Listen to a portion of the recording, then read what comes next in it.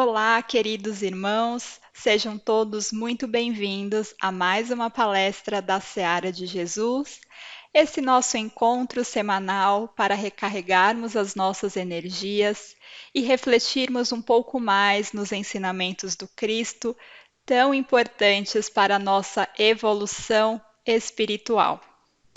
E para todos aqueles que se sentirem à vontade, eu convido nesse momento a fecharmos os olhos por um instante e, nesse momento, deixar as nossas preocupações exteriores de lado e vamos focar nesse momento nosso para que seja de fato um momento de aprendizado, um momento importante para todos nós.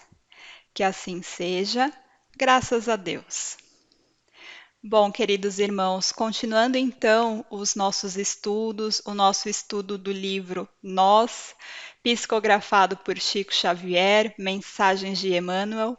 A mensagem de hoje é os dons de Cristo, é a mensagem Os Dons de Cristo. E quando pensamos nos dons de Cristo, logo já nos vem à mente que Cristo tinha muitos dons, tinha todos os dons, todos os melhores dons. Cristo foi o ser humano mais perfeito que passou pela Terra e que veio tão brilhantemente nos ensinar sobre a lei de Deus, sobre a lei de amor. Então, Cristo tinha toda essa lei de amor totalmente internalizada em si, e todas as suas palavras, todos os seus exemplos refletiam essa lei. Então, Cristo não podemos falar que era uma pessoa impaciente, por exemplo, ou uma pessoa rebelde, ou uma pessoa egoísta, porque tudo aquilo que fazia e tudo aquilo que nos deixou eram lições de trabalho, lições de caridade, lições de paciência, lições de perseverança e muitas outras lições que, através de suas parábolas, podemos ter os exemplos e os ensinamentos tão importantes no nosso dia a dia. E Cristo, ao longo dos séculos, então, vem sempre nos fazendo convite de também termos esses seus dons dentro de nós próprios, de plantarmos as sementinhas de seus dons e fazê-las germinar, fazê-las crescer, sempre em busca dessa ligação maior com Deus, nosso Pai. Porém, ao longo de várias das nossas existências, nós muitas vezes recusamos esse convite de Cristo, a verdade é essa, ou talvez em algum momento até aceitamos esse convite, mas esse convite ele se perdeu. E muitas das nossas existências, elas foram guiadas principalmente pelo orgulho e principalmente pelo egoísmo, que foram fazendo com que nós ganhássemos débitos ou ganhássemos situações de sofrimento, algumas situações difíceis, e tudo isso foi internalizando, entrando dentro de nós. Mas acredito que a grande maioria aqui hoje já está num momento, numa existência, que já pensa que esse nosso eu antigo, esse eu velho, ele já não faz mais sentido e estamos todos nós no nosso melhor momento, na nossa melhor existência e aqui de mente aberta, querendo de verdade, de fato, receber esse convite do Cristo para a mudança interior, para a mudança dos nossos hábitos antigos, os nossos hábitos incorretos com os nossos irmãos, buscando sim uma aproximação com um plano espiritual, com Deus, nosso Pai. E ao longo de todas essas existências, passamos por experiências que nos trouxeram até o momento atual. E principalmente, eu acredito que dentro dessas experiências nós tivemos o nosso amadurecimento como pessoa. Porque para ler, por exemplo, o Evangelho de Jesus e pensar, nossa, isso faz sentido, eu preciso buscar isso para a minha vida. É necessário ter muita maturidade, meus irmãos. Imagina ler, por exemplo, uma passagem de Jesus em que ele fala: que se um irmão bater numa face, nós devemos dar a outra face. Exige muita maturidade de todos nós entender isso, entender o sentido profundo dessas palavras e, muito além disso, perceber que, ok, talvez eu ainda não esteja nesse momento, mas eu sei que eu preciso me conhecer melhor, trabalhar isso em mim, para que em algum momento eu esteja nesse momento e eu consiga vivenciar isso de verdade.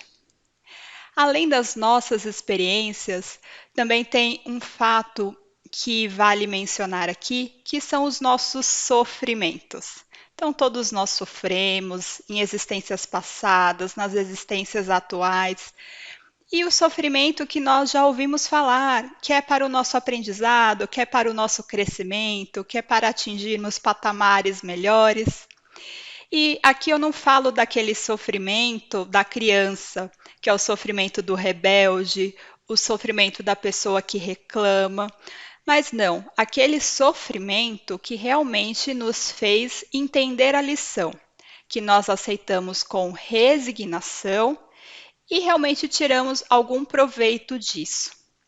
Então, através dos nossos sofrimentos, das nossas experiências, da nossa maturidade, nós chegamos hoje naquele momento em que queremos aceitar os dons de Cristo, plantá-los dentro de nós e fazê-los crescer, germinar, criar raízes profundas.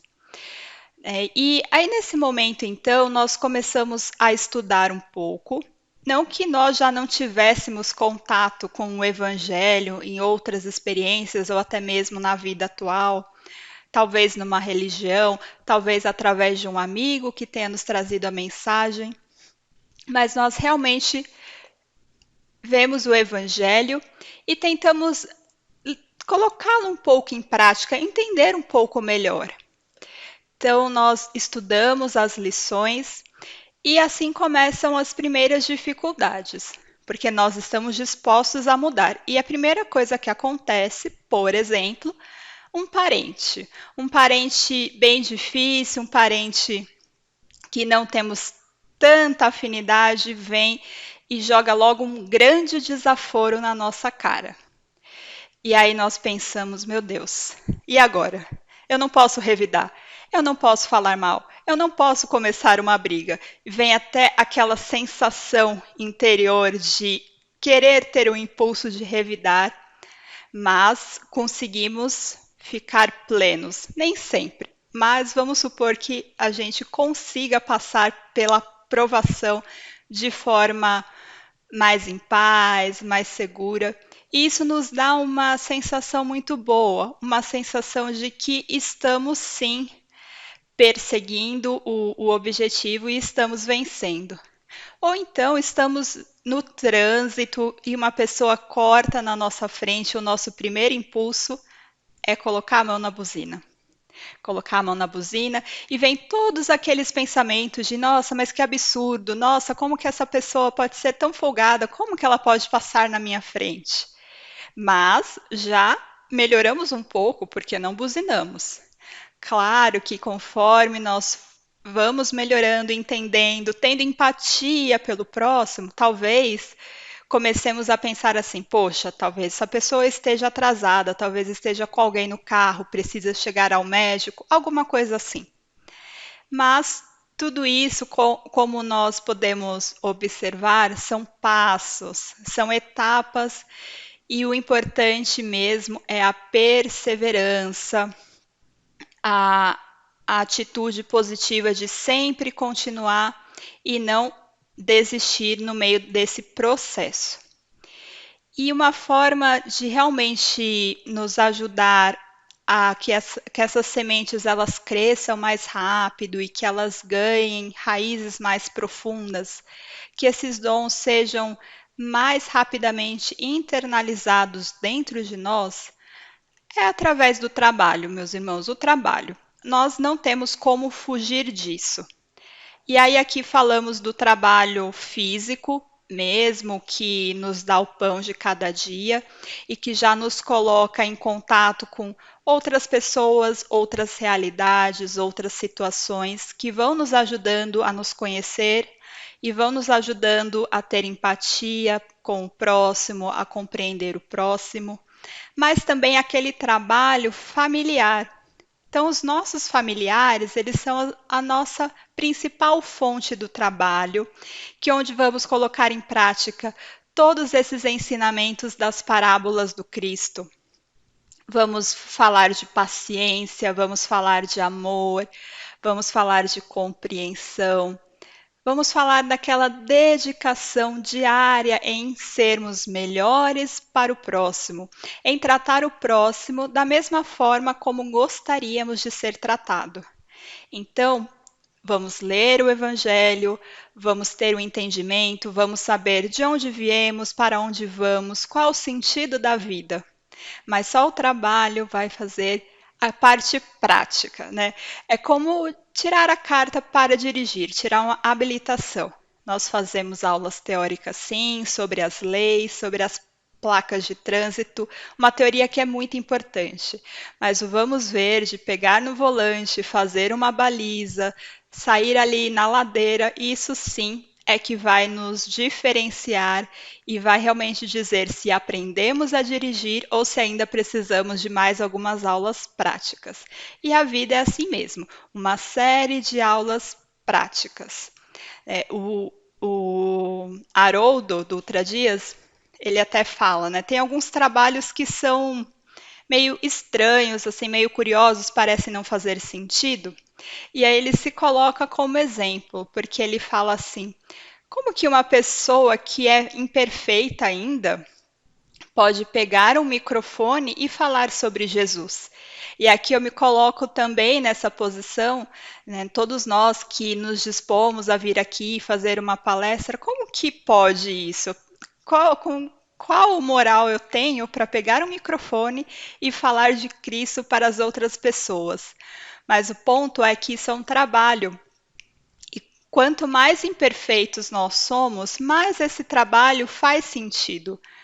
Porque se muitos de nós assistimos às palestras de Haroldo, assistimos mais de uma vez, assistimos várias palestras, eu ou ele ouvimos esse conteúdo ainda mais, porque esse conteúdo vem primeiro na nossa mente, é processado, depois falamos. Muitas vezes, por exemplo, para fazer uma gravação, nós vamos revisar essa palestra e aquilo, na repetição, na leitura contínua, é o que vai nos fazer cada vez mais internalizar todas essas lições do Evangelho. Então, olha só como é interessante. Talvez um espírito mais evoluído não tenha essa necessidade. Claro que aqui nós também temos palestrantes que nos ajudam a puxar, né, essas lições numa grande multidão, que realmente é mais uma missão do que um trabalho.